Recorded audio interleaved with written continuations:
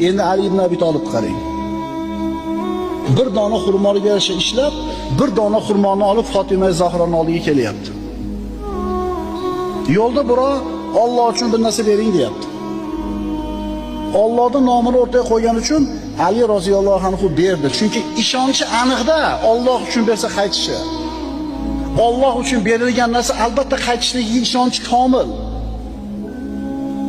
Biz ham iymonimiz komil, lekin bitta ona bo'lsa bermaslikda, to'g'rimi? Ikkita bo'lsa ham mayli, bittasini berib, bittasini olib qolardik. Bir dona ya. Yana qaytarib o'taman, yarim kilo bo'lganda mayli ikkitasini berish oson. Bir donani olib berdi. Uyga qaytib keldi, onorsiz. Nima bo'ldi keyin qissani davomida? Qani ona Fatimani? Ona yo'q, biroz so'radi, berdim deb turdi, eshik taqilyapti. Ali ibn Abi Tolib eshikni ochsa, bir odam qo'lida xolta bilan turibdi. Qancha vaqt o'tdi deysizlar? Abdurrahmon ibn Avf bersa ertalab, kech payt berar ekan Alloh. Ali ibn Abi Tolibni bitta onori qancha muddatda qaytib keldingizlar?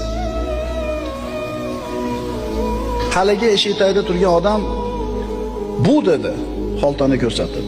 Allohdan payg'ambarga keldi, payg'ambardan sizga keldi dedi. Shunda ochib qarasa, onor, bir xolta. To'xtab turib, ochib sanadi. 9 ta. Qancha deyilgan? 10 ta deyilgan. Robbisini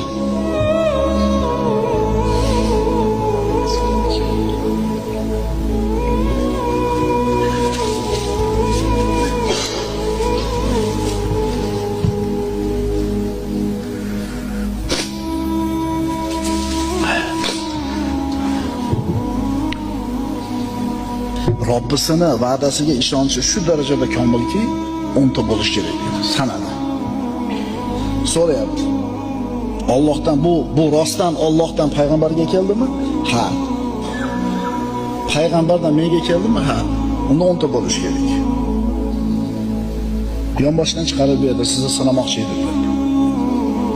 Ko'rdingizmi ishonchni martabasini?